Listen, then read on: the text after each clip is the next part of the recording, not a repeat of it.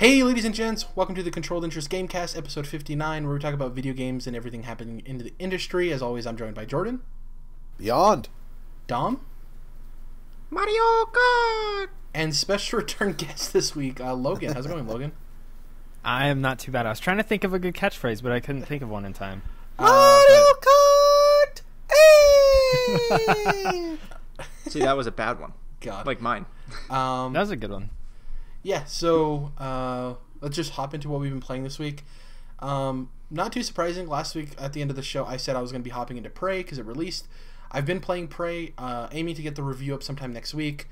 I'm 3 or 4 hours in. I haven't had a whole lot of time to play, unfortunately, and it's not due to my interest in the game. I'm absolutely loving Prey. I think I messaged you guys or something, I think, after my initial hour and a half of gameplay, Dom and Jordan. I was just like, it's great, right? Thankfully, I'm not playing on PC, so I'm not, running into those game-breaking bugs and such. But man, people calling this genre immersive sim, it is that. It builds so much tension, and it does play like a sci-fi horror game, and it does give you those System Shock, those Dead Space vibes, and I'm absolutely loving it. I don't want to go too deep into it because, like I said, I want to, the review should be up next week sometime because I'm going to, after recording and stuff, I'm going to go head in to finish that game and stuff like that, but I'm really enjoying it. Other than that, dove into some more Fallout Shelter. Like I said, it was my return to Fallout Shelter after a year and a half to 2 years of playing it the first time when it initially released. Fun. It's just one of those games where you check in and see how everything's going. Been playing some What's more your vault number? 666. Okay, that's good. That's creative. So after I don't know, there was whatever political hubbub going on in the world, and people were making World War III jokes a couple weeks ago or whatever it was. So I passionately opened up Vault 69 to the public. So if if doom is impending, you are welcome, but there are strict rules, so we can get into that at a later date. Also, I was in a conversation with my friends, and I was creating the vault, and I was like, what number should it be? And some person gave me the 69, and I was like, that's a little to put on the nose. And somebody's like, how about 666? And I was like, all right. So anyways, I've also been playing Overwatch in preparation for the rumored 1-year anniversary event, because it's coming up on the 1 year of Overwatch. And they're going to be doing anniversary loot crates, apparently. I don't want to get into the whole hubbub of Overwatch. One interesting thing, recently, Dom and Logan, you two are more sports guys than Jordan is. I don't know if you guys saw, but the esports league that's happening for Overwatch, the owner, Robert Kraft, and his group of investors recently made a pitch for one of the esports league slots. I did not. You gotta know elaborate. about So that.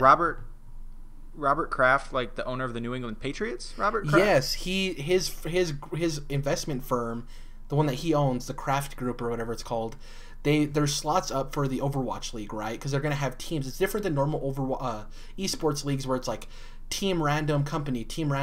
They're actually, what Blizzard's doing with Overwatch is they're having each, cities have teams. So there's going to be the New England Tracers, the Chicago Winstons. Obviously not that. They'll be called something different, but just to give you an idea.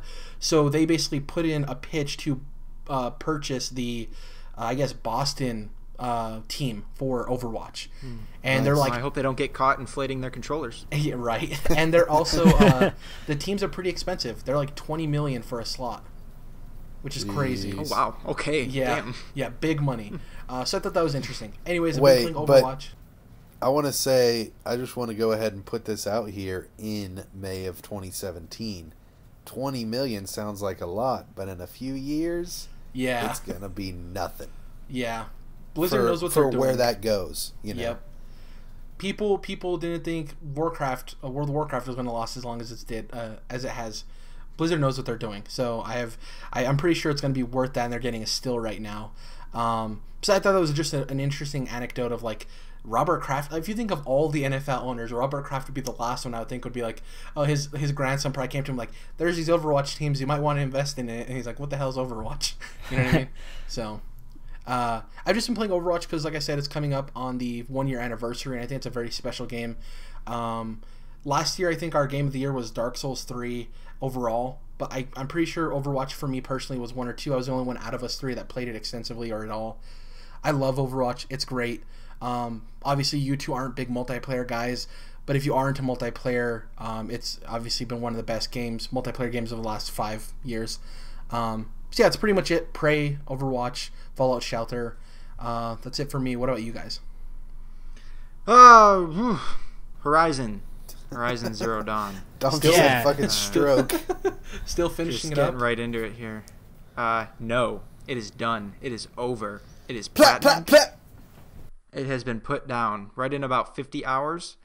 The game is absolutely awesome, and I want to find an excuse to play more, but I just got to move on.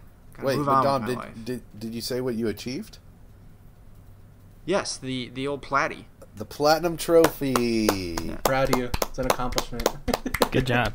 Welcome to the club. No, it's a super satisfying one. So I clocked in around 50 hours. And you can do it in one playthrough, right? There's nothing you can miss, anything like that. And it's, for the most part, easy and straightforward. So it was kind of nice.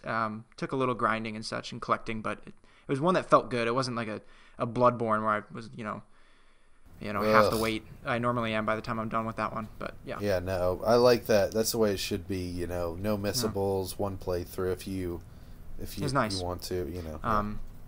Other than Horizon, played a whole lot more Mario Kart. Hence my little intro jab. But me and Emily, yeah, that song is ingrained into my brain right now. But yeah. Pretty much every night we play for at least an hour or two, sometimes more, since I've had that. Yeah, it's bad. Speaking of Mario Kart, did you guys know, this is a recent fact that came up that I didn't know, Rosalina's a heavy in Mario Kart?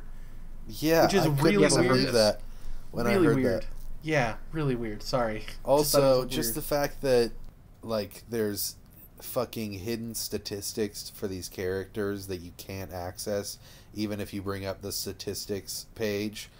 Once again, just like Zelda, I'd be okay with it if I could just see what the statistics were, but I can't. That's some From Software hidden stuff right there. Yeah, it's some bullshit. Go look at the fucking wiki shit right there. Yeah. I didn't even realize that was a thing. Yeah. But anyway, so I've been playing a lot of that, and I've been playing a lot more Salt and Sanctuary on the Vita still, too. So, and that's been great. Well? Yeah, no more problems. Man, that's a game that I will play if it comes to Switch. Like we talked about it last week. The moment that game comes to Switch, if it ever does, immediate buy for me. I just never got around to it on PC. I don't own PlayStation products right now. Same here. So, yeah. Well, that's I do own PlayStation products. That's it, yep.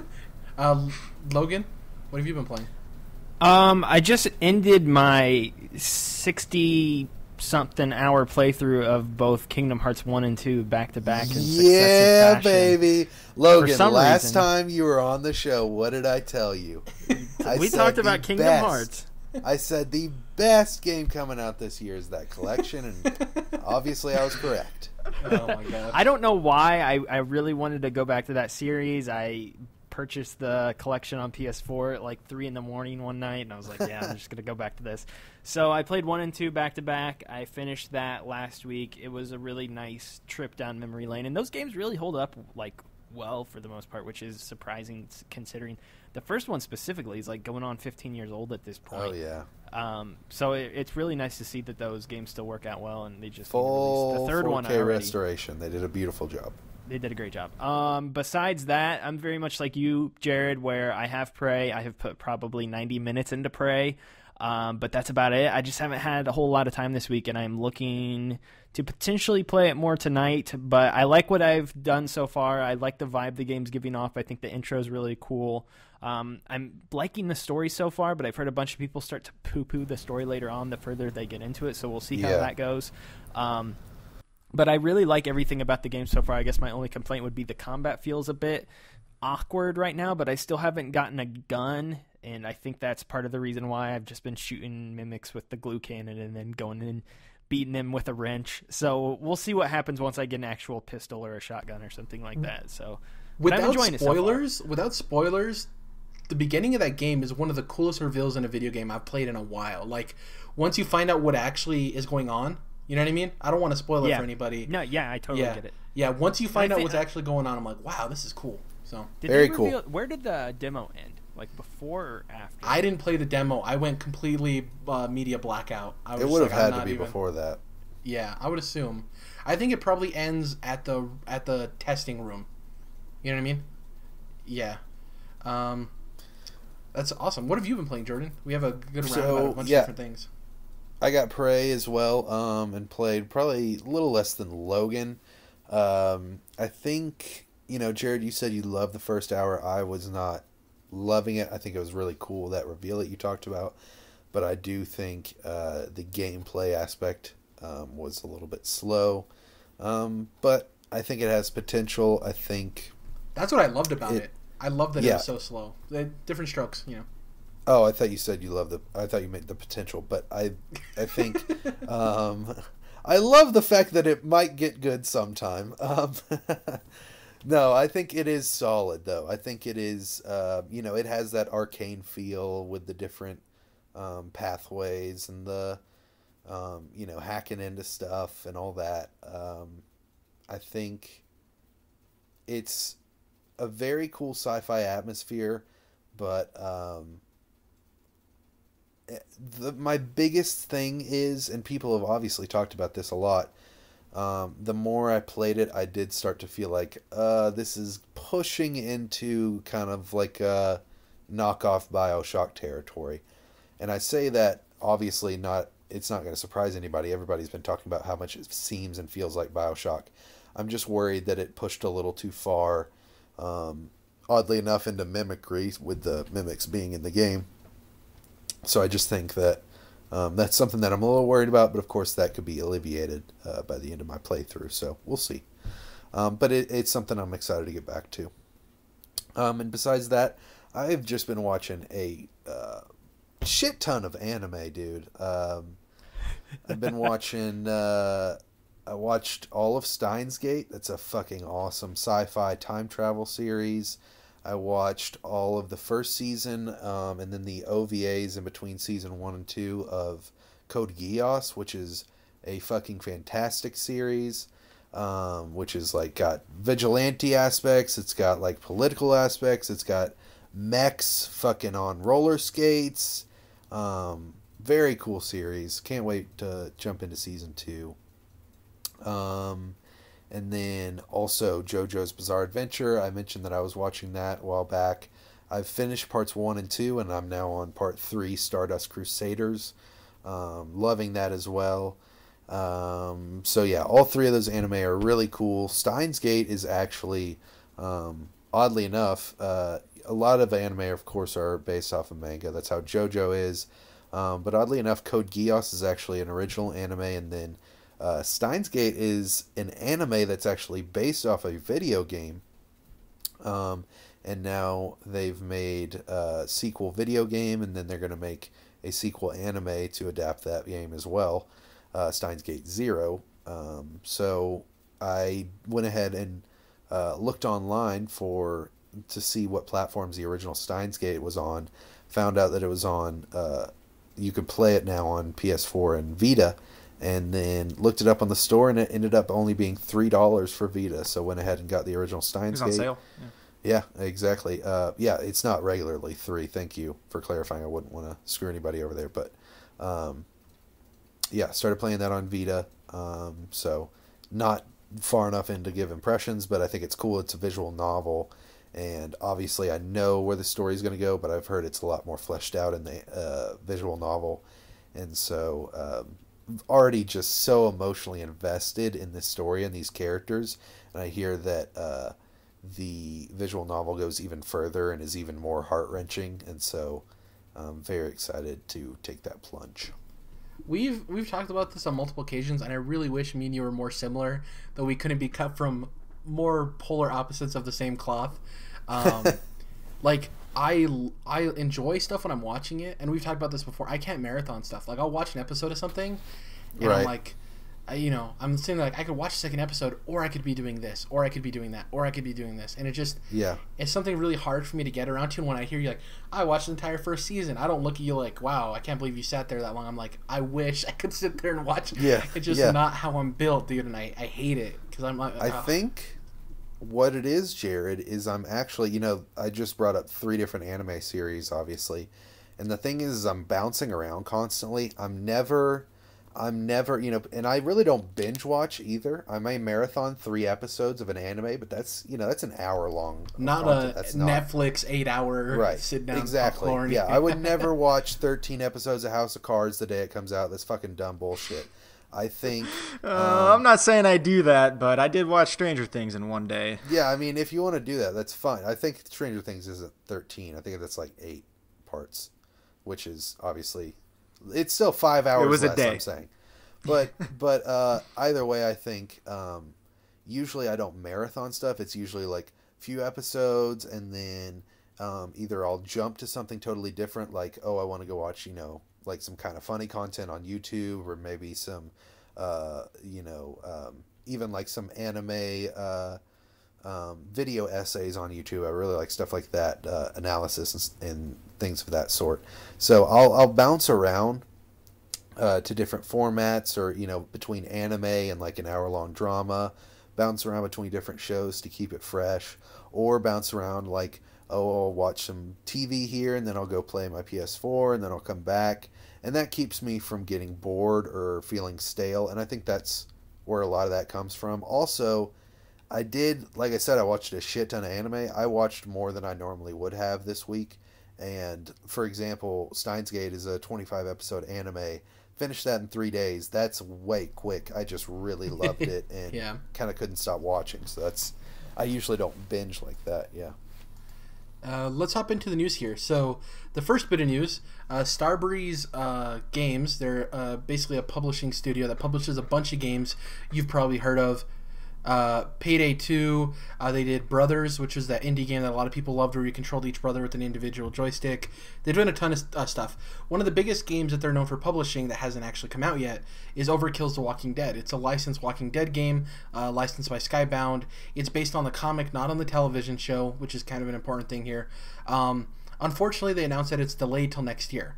This was a game that was originally shown off in 2014, and then we didn't hear about it for a while. Then we had the teaser in 2015, and then we had nothing in 2016. Now in 2017, they had the stream. They told us it's delayed till next year.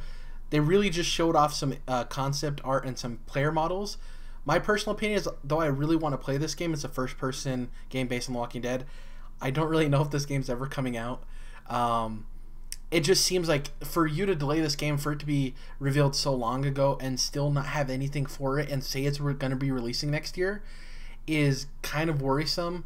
But we don't know what scale this game's at. Maybe they are saving the actual gameplay and stuff for E3. Maybe they have a deal in place where they can't show any gameplay before then, So they wanted to say the game's still being worked on, show some concept stuff, and maybe Sony stage or Microsoft stage will actually see gameplay for the first time. But I think it's a disappointing announcement.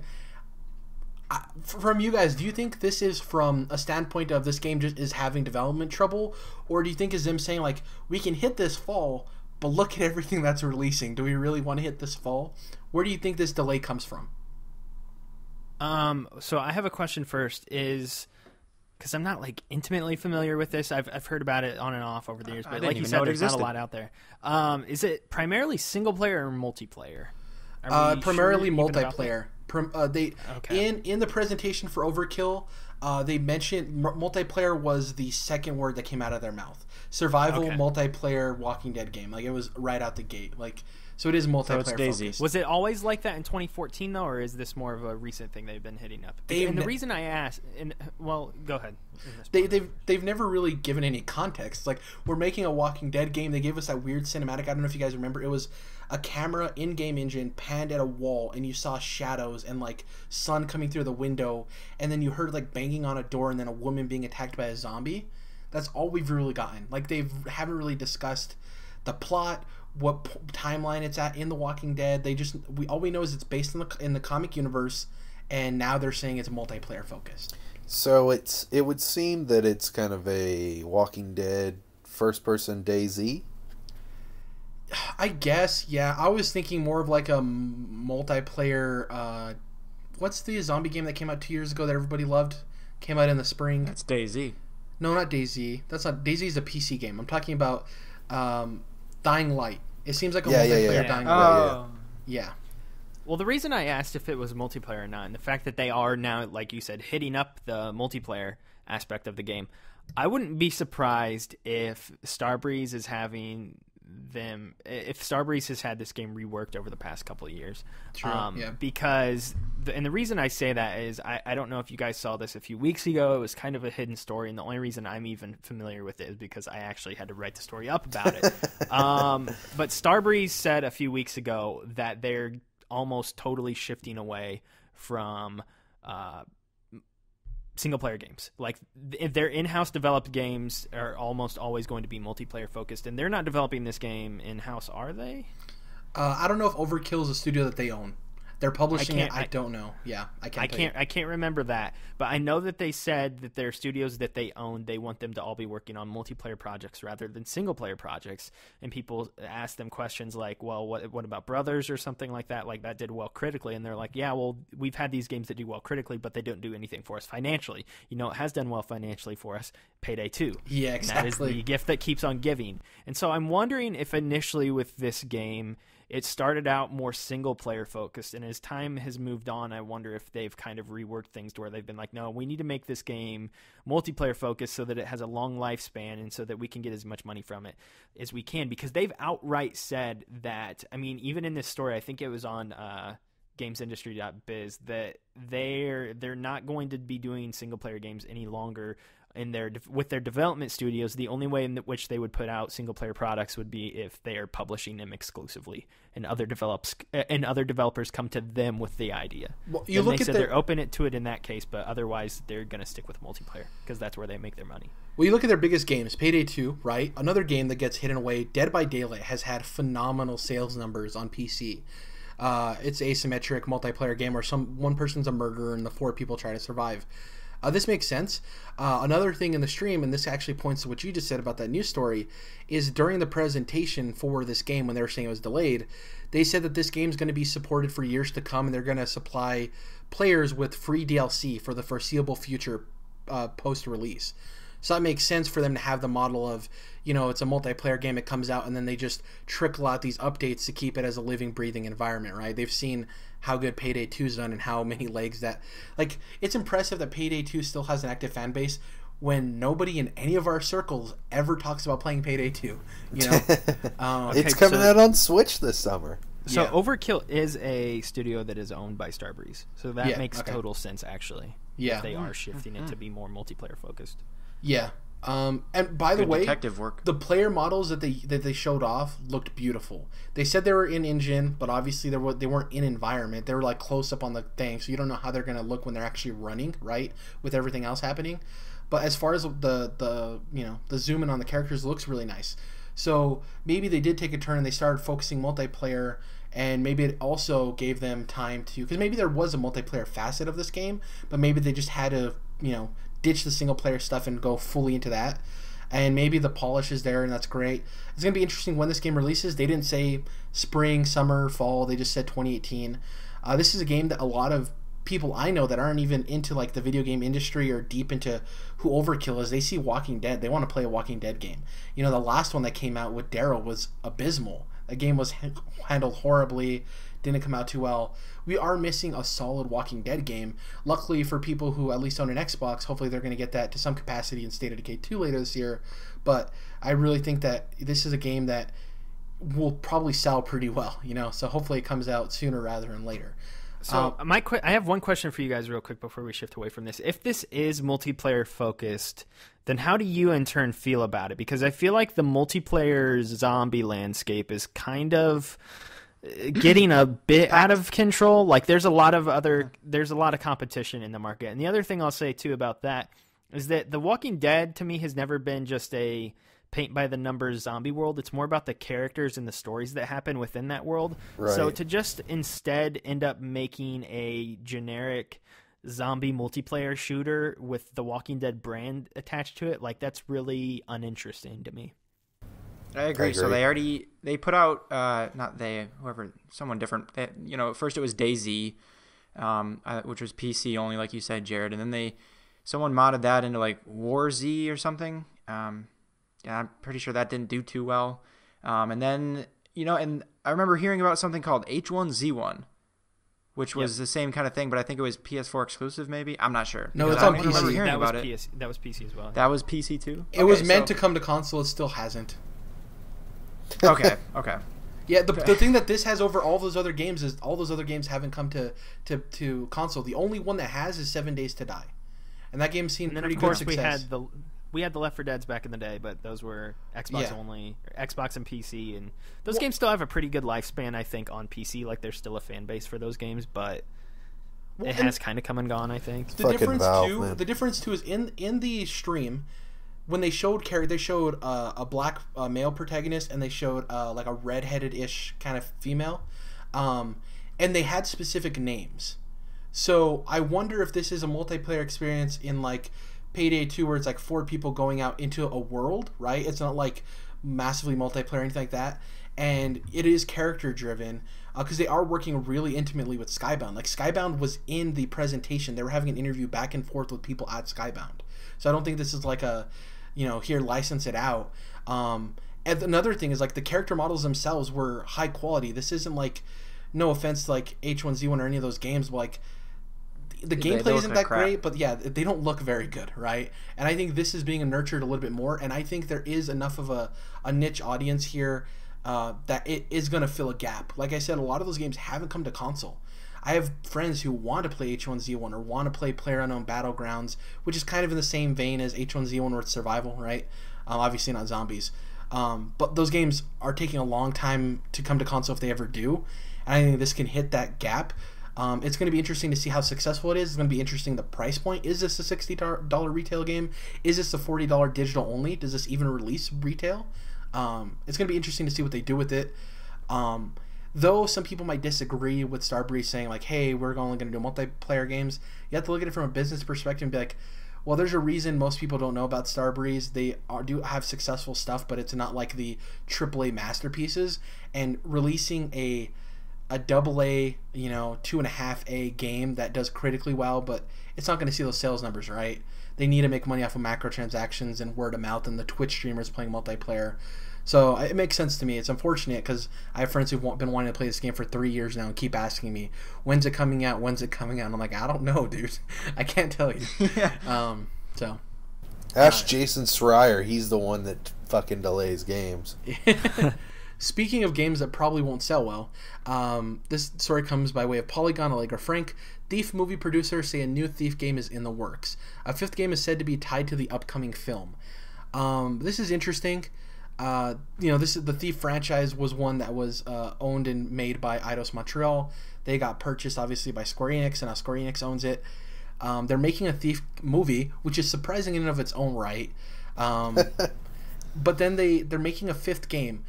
We're living in a world where Eidos Montreal can no longer work on Deus Ex, but there's a new Thief game in development. I just think this is really strange. It says, people consider Thief to be like, in the article it states that people consider it to be one of the greatest games ever created, the first Thief. I've never played it. I don't really know many people who have. Even people in the industry that I listen to, I think Ryan McCaffrey is probably the only person I've ever heard talk lovingly about Thief. It's just strange to me. The last Thief game came out on PC and console in 2014. So it's an odd story. I don't know if there's anything much for us to say. I just thought it was an interesting, weird story. Well, that's the oddest part is that they just fucking rebooted Thief. Why are they rebooting it again 3 years later? Because it was a bad reboot. It's like the Spider-Man movies at this point. The Amazing Spider-Man reboot was a bad reboot, so we're wiping that away. Well, just press the button again. We'll see what happens. Ugh. It's funny that this is probably going to go the opposite of Ratchet and Clank, where, well, maybe not even as good as that. Because, like, Ratchet and Clank came out. The movie reviewed phenomenally. Jordan loved the movie. A lot of people felt otherwise. The movie did not review phenomenally. Yeah, no, I said the game. No, I said the game. I said Jordan thought the movie was great. Many other people. I think you did say the movie. What you meant was the game reviewed well. Yeah. The movie did not. Yes, and that's for Ratchet and Clank, which I think even has more legs, way more legs than Thief. Oh yeah. I think the movie's going to come out for Thief. Probably not going to be good. The game's going to come out. Probably won't be good. Like, who's working on this game is my biggest question. It's not Eidos Montreal. They're working on the Marvel game. it's weird. Are they going to give this to like a second studio? They're not giving it to IO Interactive, which we'll get into later. But like, it's really weird. If you were to gather 100 people that were into video games and sit them in a room and say, what franchise do you want to see come out this year? I doubt any of them would. I would put $1 million on the fact that none of them would say Thief. It's so weird, man. It's so weird how these decisions get made. Like, I don't understand how Thief is a more justifiable option to sink money into than all the other franchises they could be making. It's just super weird.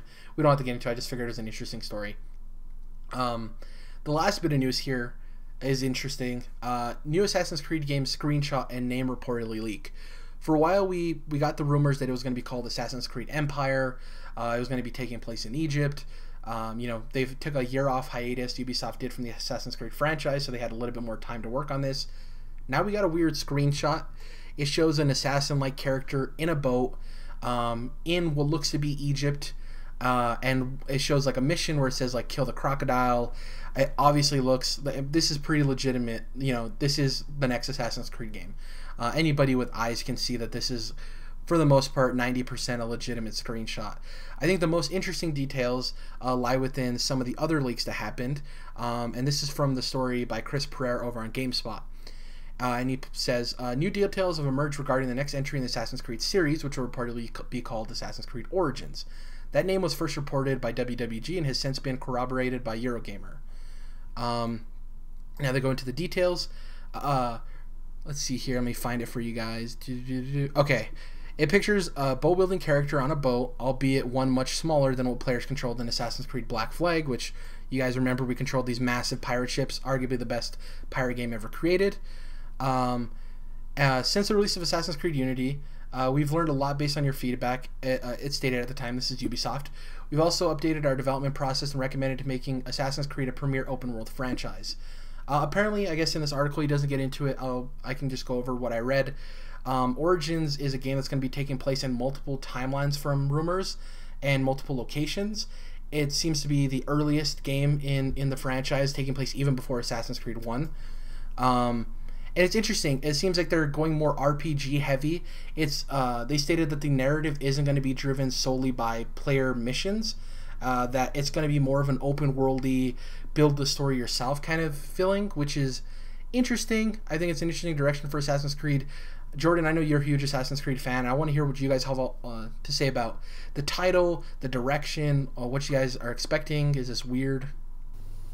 So I think, first of all, what I want to say is that I just feel like a lot of people might have this misconception in their mind that because they took a year off that this is going to be a huge leap, or that it's going to fix all their issues that they had, or that a leap of faith. that this is going to fix, some of those clunky issues where you're jumping off of walls you don't want to or whatever. I think it's really kind of just going to be pretty similar. I mean, they took 1 year off. It's not like they took 3, and so I don't think you're going to see a quantum leap of faith, as it were. But I do think that they're at least, pushing in new directions. It is exciting to see it go further back in time because, up until this point, as far as the mainline games go, they were continuing throughout history. And so I was almost kind of worried that they were, locking themselves out of going back. But obviously now that doesn't seem to be the case. And I'm really happy about that because it gives us more of a timeline to explore, obviously. As far as the look of it and, where it is or whatever, I can't tell you much. I think it'd be cool if part of it was in Egypt, as I've said before. But yeah, I just think that it's just not going to be so much different that it really, blows people away. But I am still excited, and I think that, for me, I was buying Assassin's Creed games every year simply because of the fact that they were doing what I wanted them to for the $60 price point, and I had really no issues except for, of course, Unity when it came out super duper buggy. But I ended up having more glitches in Syndicate in the long run, so I think that I think we've seen plenty of games since Unity came out that were just as buggy as Unity. And so, people obviously give Ubisoft and the Assassin's Creed franchise and Unity a lot of crap for that. But, where we are now in May 2017, it's kind of commonplace. And so, they haven't hurt my feelings, I guess. I'm still on board. I think it's cool. I like the Egypt thing. What other games have been in Egypt, right? I mean, I guess the Mario level in the sand, right? Well, I think our friend Logan played a few hours in Agrabah going through Kingdom Hearts 1 and 2. Oh, good point. I don't think that's... It's not one-to-one Egypt. Close enough. But no, I like the setting. I think that's cool. But I think, Jordan, you're onto something. I don't think the gameplay is going to be drastically different. I think, they're just going to change the way they structure the story. More open. A little more like what we saw in Breath of the Wild, maybe, where it's more emphasis on exploring. But yeah, I don't think it's going to be a huge change. I think it's mostly just going to be more polished than what we saw with Unity and stuff. So that's my expectation. So. Yeah, I think the year off was more of like a mental break for fans, myself included. Yeah. Because I'm finding myself like excited and actually looking forward to this year. And I agree. Like, is it going to be a drastic departure from other games in the series? I'm sure it'll have its differences that set it apart, because like I feel like they do need to change certain elements of it, but at the same core of what the game is, it is going to be very similar, I think. But again, having that year off and having 2 years between games, it does make me excited for this one later this year, and I'm like, just that screenshot alone like made me legitimately hyped for this game. Nice. And the thing I'll say about the boat stuff too is like I'm glad they're bringing that back in some way, because that was the best part of Assassin's Creed 4. Assassin's Creed 4 is probably my favorite in the series. So I have no idea how in depth the boat things will be in what is supposedly Origins, but I'm glad there's something like it. That thing, I don't think this screenshot tells us. Everyone's saying, "Oh, well, I guess boats are back." Like he's, it just looks like something. Yeah, it just looks like something. It's cool that you can go on the Nile, though. Right. Like in any way.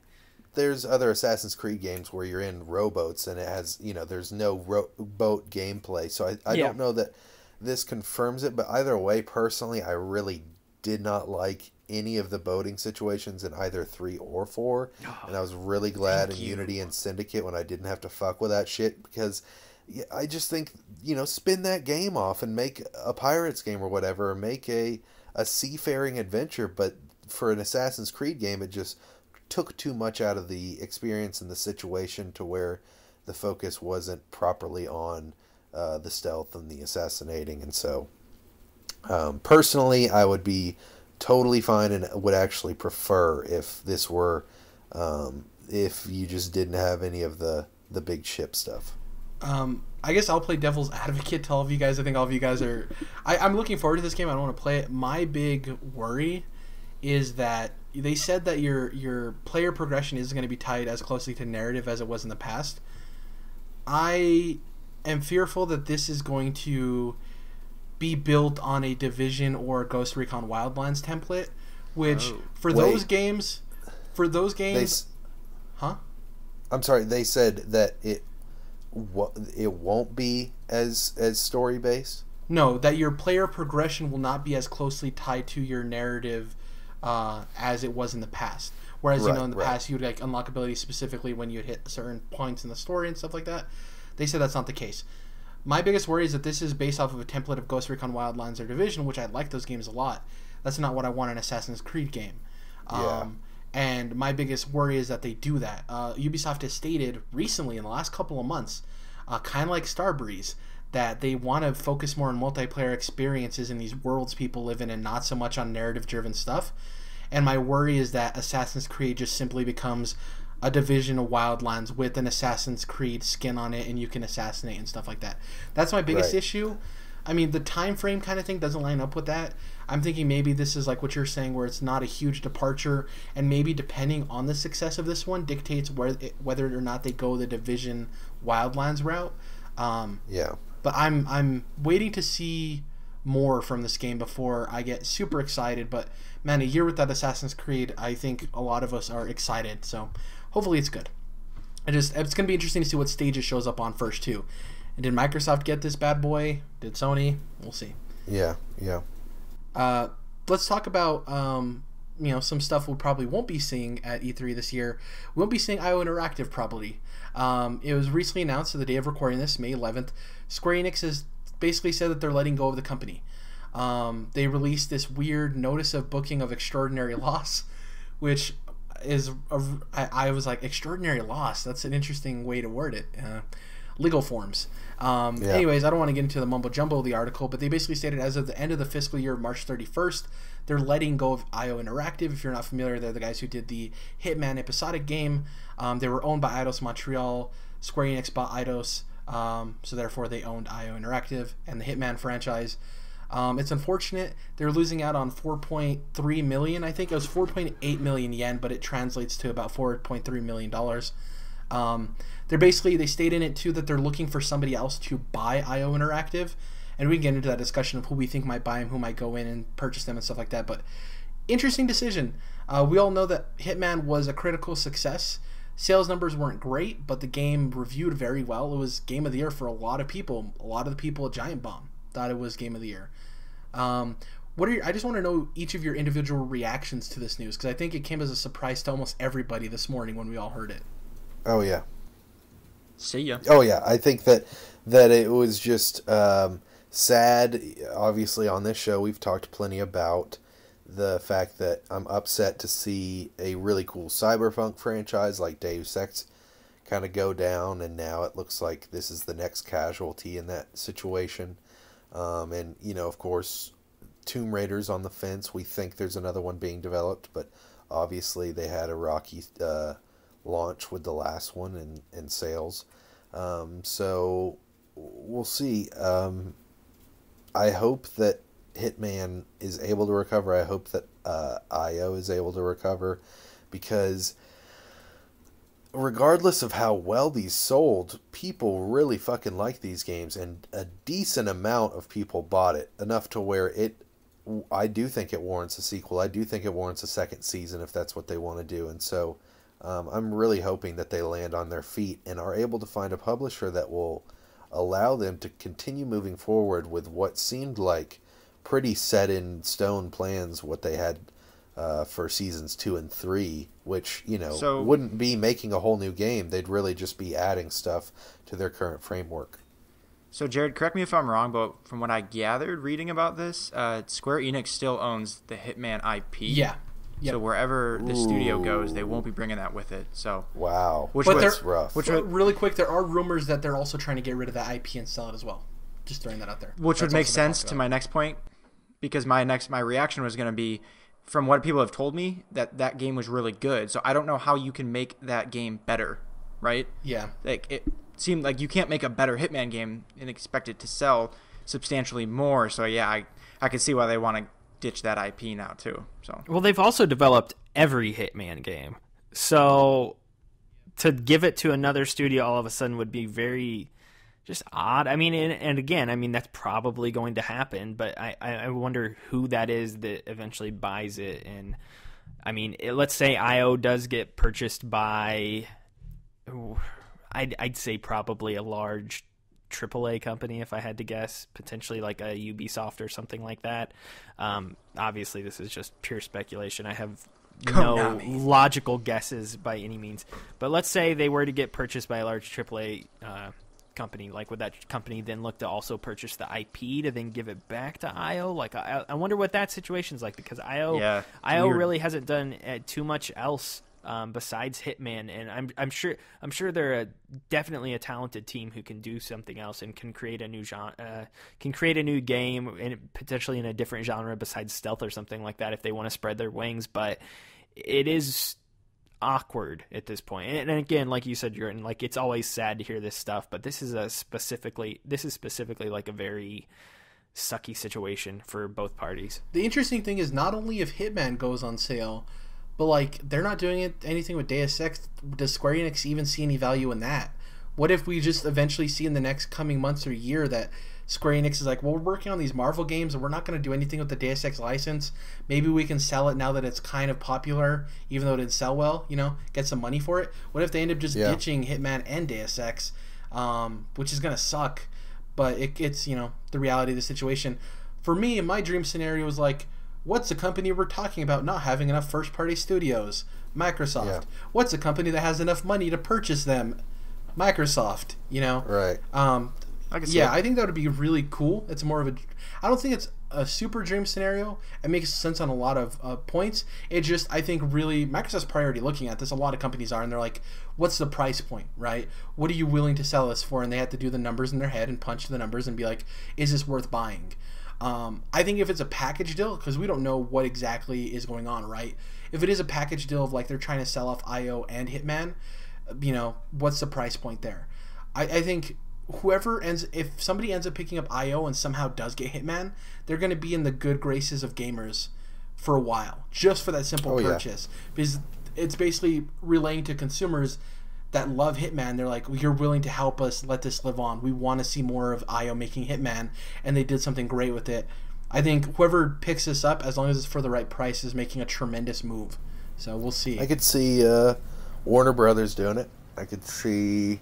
Oh, okay. I could see a lot of people doing it, and I think that, Square Enix hasn't necessarily, managed the shit out of these franchises and Deus Ex and Hitman, so, they could be handled better, and I think that if they were marketed better, then, this fucking dope-ass cyberpunk stealth game would be selling well, and this fucking dope-ass Agent 47 stealth game would be selling well. They're cool concepts, and they're totally genres and concepts that are popular in today's media, so I don't understand how Square Enix is just like, well, man, Final Fantasy, that's really our shit. Like, it seemed like they had their head on straight with, okay, well, we can have our own first parties doing the Final Fantasies and the Kingdom Hearts and the Japanese stuff, and then we can have our other Western first parties doing the Western IPs with the Deus Exes, the Hitmans, and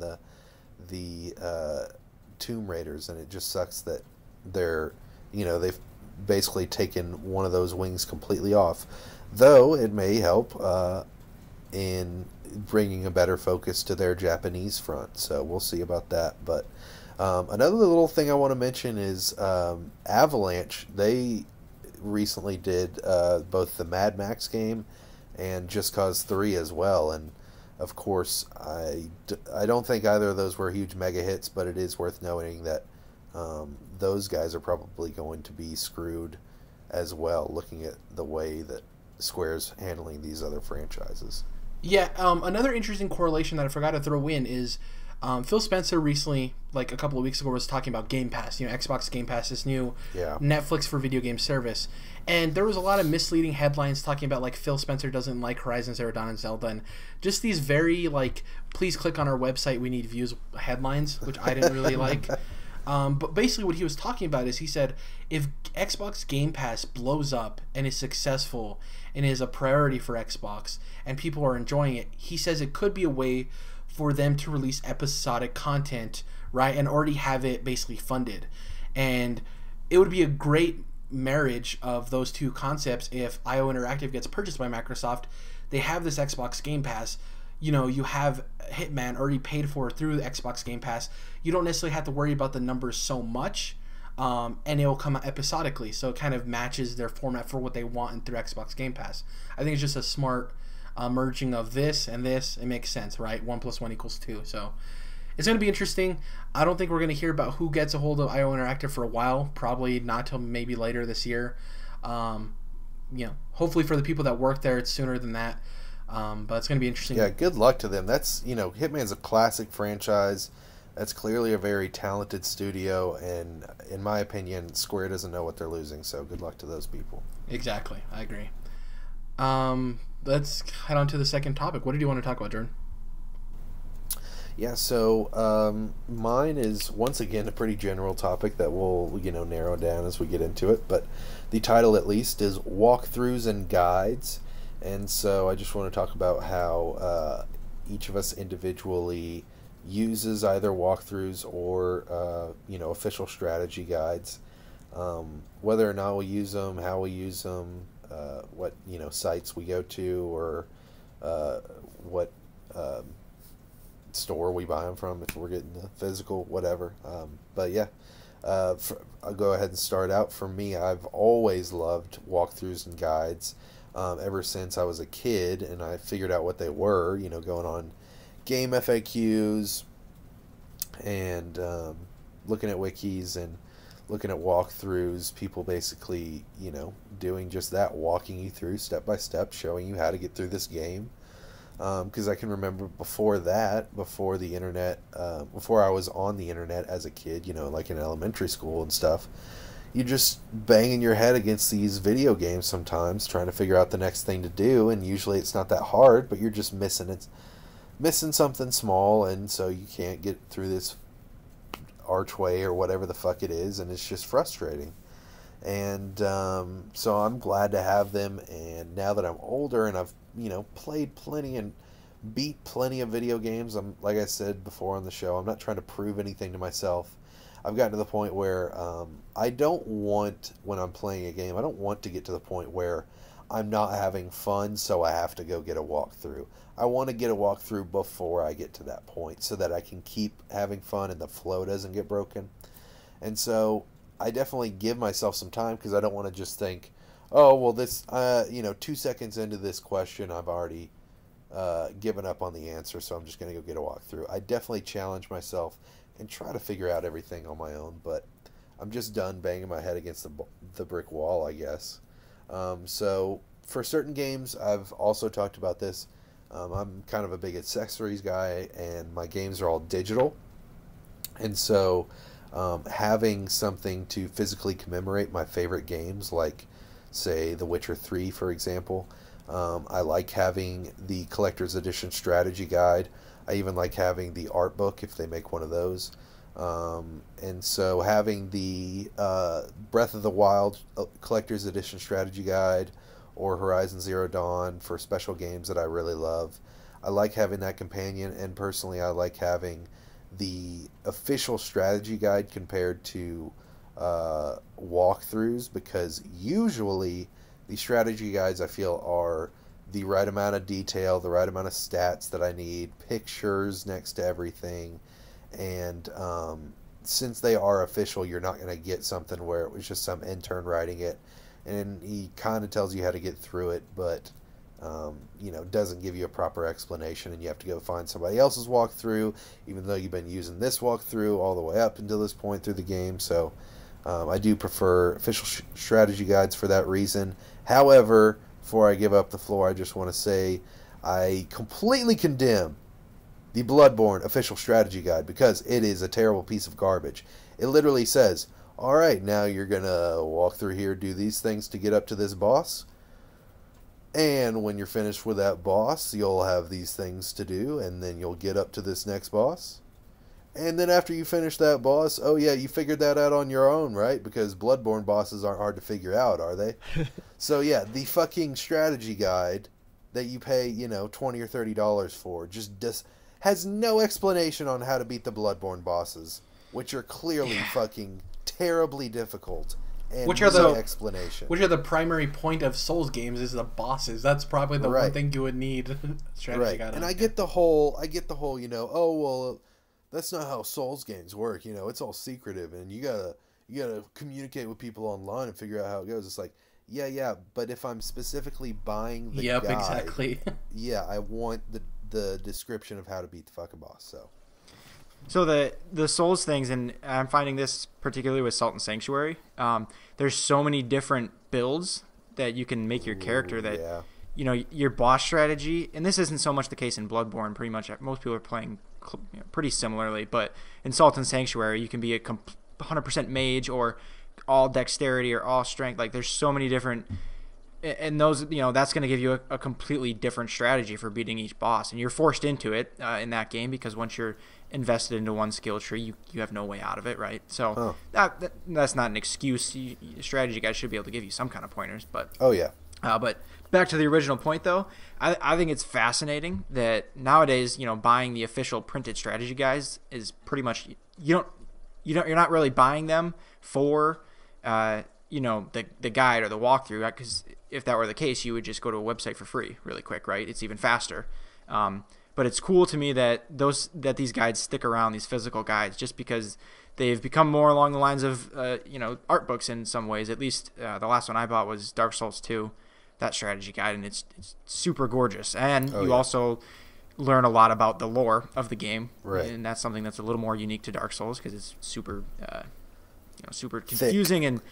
and dense and so on. Yeah, so I think it's cool that those are still hanging around and people are still buying those, and there's a market for that, even though you would think they'd be irrelevant, right? With how many and how fast wikis go up for games. Well, and that's where my mind first went. That goes back to my point about I don't think that these free wikis are necessarily up to par, and so it is. Sure. If you're super into this game and it is a 60-hour RPG where at some point you're going to need a little help here or there.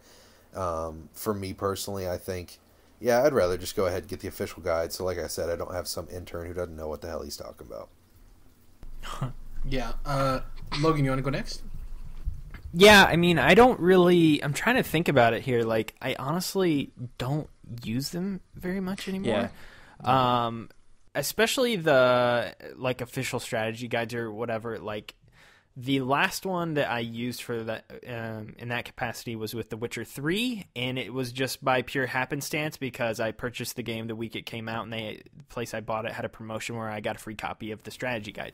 So sure, I got a strategy guide out of that, and so I use that every now and then.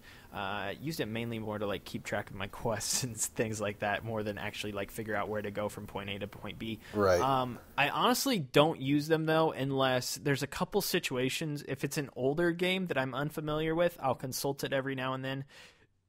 If it is an older adventure game like LucasArts or something like that, and I have absolutely no idea what I'm doing, then in that situation I'll look to a walkthrough.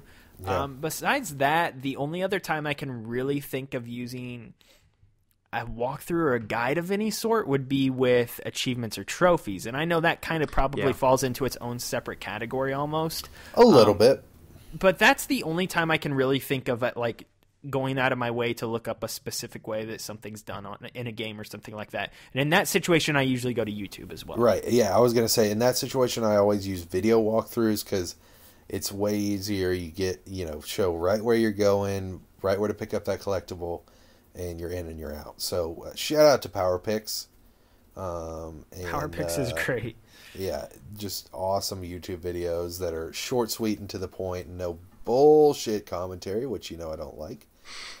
So yeah. You don't like commentary about video games? Yeah, on my fucking... I see, everybody goes to YouTube for Let's Plays. I go to YouTube for gameplay footage and type in no commentary next to it. So as far as walkthroughs and guides, I have an interesting thing. So I don't think I've ever used a walkthrough, looking up a wiki, unless it was for achievements or trophies or whatever. Wow. Ever.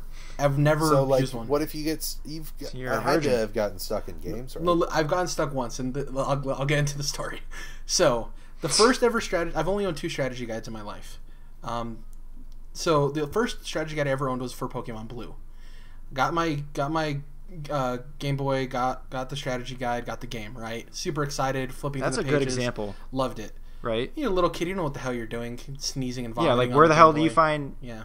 150 Pokemon and you want one particular one and you don't know where to find it in the whole world. Exactly. Yeah, see, that's my thing. There's a couple certain games that, like Witcher 3, Zelda Breath of the Wild.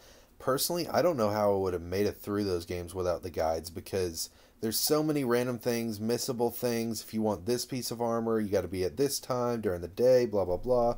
I just couldn't do it. So well, there are certain... I'll say this too, and Breath of the Wild is a good example. There's certain games where I feel like you are playing it wrong if you are using a guide, and I think Breath of the Wild is the best example of that.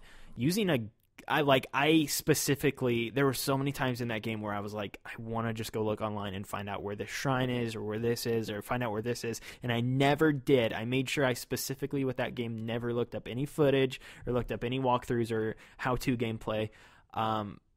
certain games, especially the open world ones that are pushing you to explore, I really feel like I try to distance myself from the walkthroughs even more than normal. Like I said, it's typically not a huge problem for me to go out of my way, but yeah, the games where you explore a lot, like I try to make that experience as natural as possible because I know that's the way it was designed and intended to be played. In those games, it's like I think the thing that gives me the most trouble is not the collectibles, but like the armor that you're trying to get, or like, you know, in Zelda you're trying to like piece together 3 pieces of armor for the set. In Witcher you're trying to get like the Witcher gear and get all the pieces of the Witcher sets put together, and I like those games so much that I want all the pieces and not just half of the set. So I guess that's where I get in the weeds. Anyway, we just jumped down Jared. And okay. Jared, I'm sorry. It's okay. So yeah, I had the Pokemon strategy guide. Then God of War 2 came out, and for some reason in that game, I got stuck on a specific puzzle. I don't remember what it was. Something to do with Minotaurs, which could be 50% of the game. So it was a puzzle, and I got stuck on it, and I sat there, and I got stuck on it, and I sat there, and I was trying to figure it for like 2 or 3 days. Coming back, getting out of school, coming back to it. How the hell do I solve this puzzle? I'm not going to let this puzzle beat me. I didn't have internet, right? At that time. I hadn't had internet for most of my childhood. So like I didn't know what to do. I went to my mom, was like, I can't figure this out. And she's like, well, don't they have a guide or something for it? And I was like, yeah, I guess I'll get a guide. I was kind of disappointed in myself. I was like, whatever. So I bought the Gears of War 2 guide. Gears of War 2. God of War 2. Okay. Jesus Christ. I was for a second. You really fucked up there, yeah, Jared. I misspoke. Sorry. I do that a lot. So I got the God of War 2 strategy guide. Used it. Like I said, it's the only time I've ever used the guide outside of Pokemon. I never look up walkthroughs unless I'm doing achievements. It's just not something I'm into. But for me now that I'm going more digital with all of my games, I do think it might be something when I have more expendable income of something I do purchase as something of like a commemorative thing. I do think strategy guides have become like the really well done ones are like pieces of video game history. I think they're really well done. I think they're really pretty. I think they paint a picture for the game that we don't see anymore. We don't have those weird manuals that come with games in the front where you like have the stories and stuff, you know? It's not a thing anymore. It's a waste of paper to people. So I love in guides that you can always read the little backstory at the beginning, you know, or the character bios or whatever. I think there's a reason they still exist, and I do think people still buy them because there's a lot of people who aren't as hardcore gamers and, you know, don't want to have a hard time with it, which is completely fine. But I do think there's a lot of people who are like, I love Breath of the Wild so much, I might not even use this guide, but it's good to know I have it and I can flip through it and check out the world. It's cool. Yeah. Yeah, exactly. So, collectible. Jared, I have a question for you. You say that's the only time you've been stuck in a video game? Yeah. I'm not trying to like tell myself as some video game expert, but God of War 2 was the only time I was ever stuck in a video game to the point where it required a guide. So is it just that our definitions of stuck are different to where... Because I just don't see any way... Like, that was like, 10 plus years ago, and you just don't... You've never had a part where you're like, I don't know what the fuck to do for like maybe not even 15, Dark Souls? 20 minutes. I think we've just learned that you're a baby, Jordan, and you give up too quickly. God damn. No, that was hardcore. Well, the thing is, like, yeah, I've been stuck like 15 to 20 minutes, but I'm just like, I'm going to figure this shit out. I love problem solving. I love problem solving. It's one of my favorite things to do. So that's my thing is, like, if you were so you get to a new part in a game, and then it's saying, you need to get this done to move on, and it takes you... 45 minutes to figure out, that doesn't count as stuck for you. No, because I figure out the solution. See, yeah, if I'm spending like 45 minutes or an hour to try to figure out a new waypoint or whatever, I am stuck at that point, and I'd much rather just check the walkthrough. And I would much rather spend 40 minutes figuring it out myself. I don't know why. Yeah. I know it's not the most efficient use of time, but it's just the way it works for me, man. Yeah, you gotta play games your way. I just think for me, it's like I'd rather spend that time playing other games. Oh yeah, exactly. And I think that's the beauty of it is like, it's strategy guides. I think are one of those things that it's a tool that you can have as something to look at to enjoy the love of the game. You can use it as a tool itself. You could use it when you only need it. There's some people who have it open the entire time and like to look at it as they're going through the parts. That's the beauty of walkthroughs and guides is like, it's up to you. You know, whatever, different strokes for different folks. Whatever the extent or the lack of that you want to use a guide for or walkthrough, go ahead. No one's stopping you. You're not less of a gamer because you use a guide. Like, right. So I'm a baby, but I'm not less of a gamer. So recently I've been looking up, I can't remember the exact name of the website. It might just be PlayStationTrophies.org. It's the first hit that always comes up whenever you type in trophy guide for a game. PlayStation Trophies.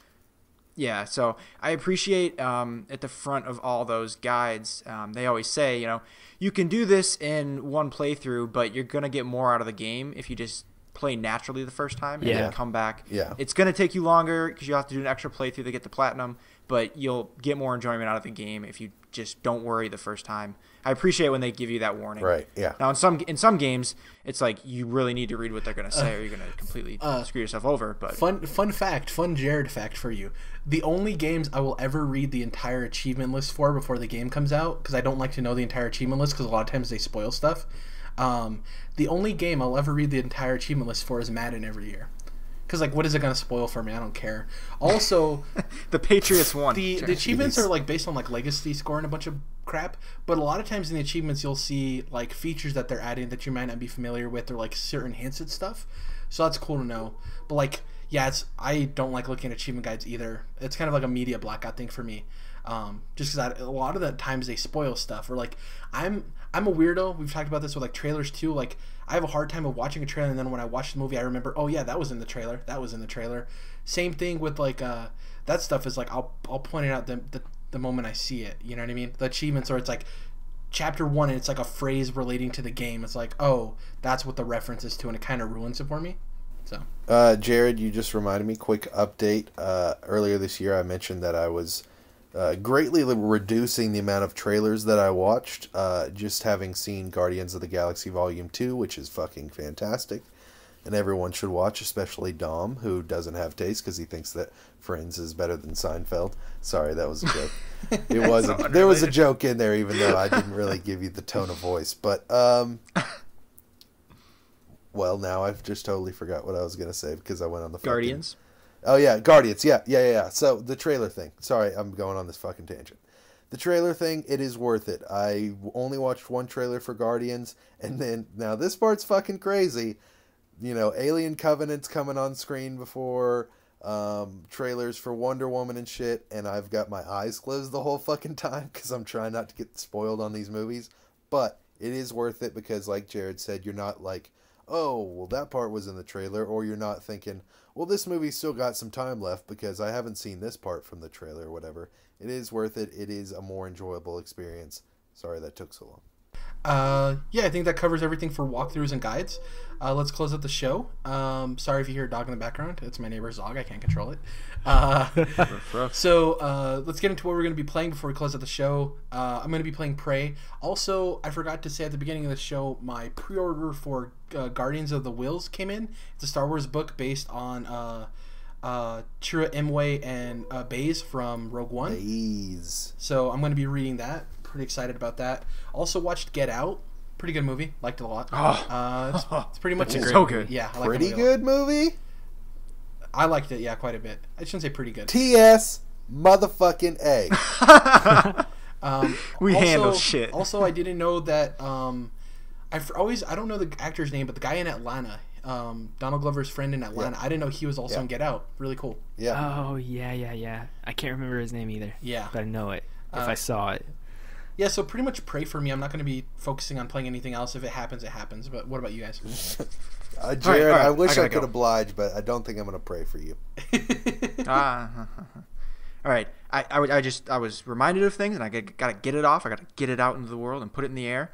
I watched 3 movies, and I'm going to list them in order of quality. Guardians of the Galaxy Volume 1. No, stop. No. All right. In order of quality, first, at Manchester by the Sea. Completely fucked me up, and if you haven't watched that, you gotta go watch it. There's a lot of yelling in that movie. Yeah, it's unbelievably good. Anyway, and then Moonlight, watched that one. Also extremely good. Yeah. And then La La Land was also really good. In that order. Just putting that out there. Also, Better Call Saul, like I keep telling you guys, gets better every week. Gonna keep watching. yeah, it's just I just watched it last night, the last episode, and it's just ugh. It was That's all I can say. It's so good. Gut wrenching this week's episode. Don't tell me yet. I'm like 3 or 4 episodes behind. Oh man, watch it. It's the best it's been so far. As far as games, are you going to be playing more Salt and Sanctuary?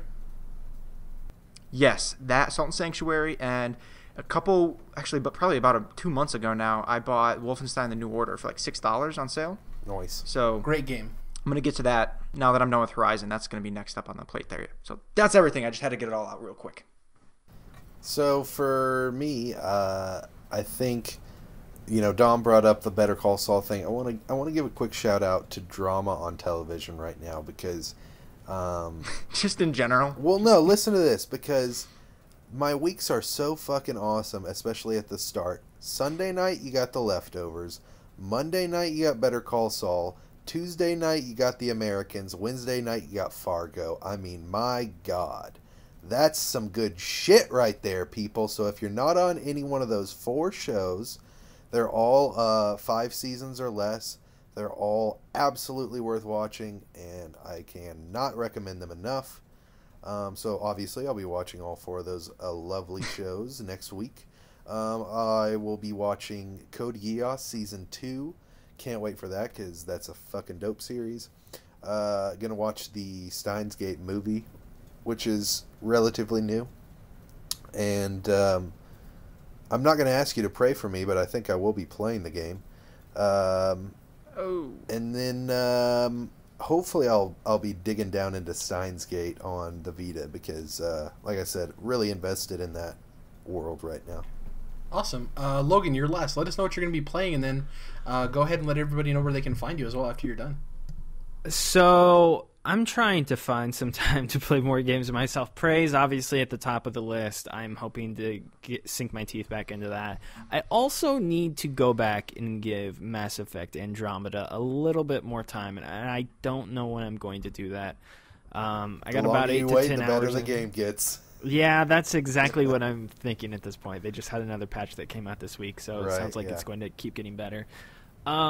Because I'm such a big fan of that franchise, but I got maybe 8 hours or less into Andromeda, and it just was not clicking with me at all. But I feel like I owe it to myself to go back to that game at some point, and so that's definitely on my to-do list. I don't know if I'll do it within the next week, but definitely before the next time I'm on this podcast, I'd say I'll have gone back to it. Besides that, I don't know. I've got Persona, and I haven't even installed it on my PS4 or anything yet. Oh boy. I've got a ton of stuff. I mean, there's just too many games coming out, and then I don't know, whatever I have to end up reviewing soon for Dual Shockers, where you can find some of my written work and stuff like that if you want to go over there. But besides that, if you want to keep up with me, you can follow me on Twitter at Moreman12, and then you can go listen to all my own podcasts over at ModelCitizensMedia.com. We've got a bunch of shows over there that I record with a few friends, and we've got some cool guests lined up for the future, so should be fun. I know you guys do Millennial Game Speak, which is a podcast I've been on. And then you guys have the music podcast, right? What is it called? Yeah, that's called Reeling in the Years. I do that with my friend Michael. We break down music on a year-by-year basis.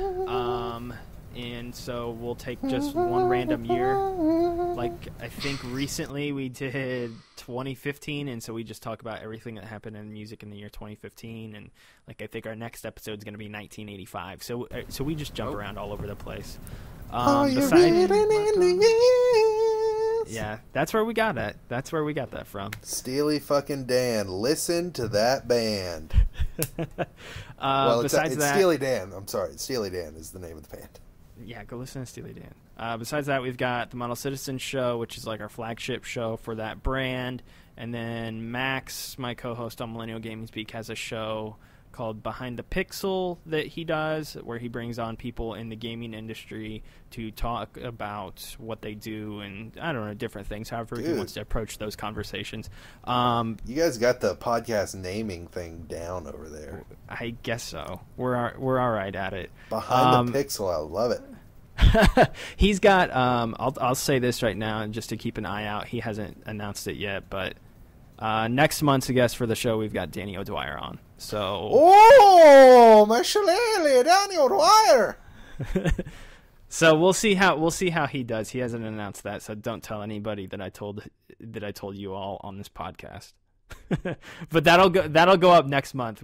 I think he just recorded that today. Okay. Yeah, definitely check him out. Logan does a lot of stuff. It's cool.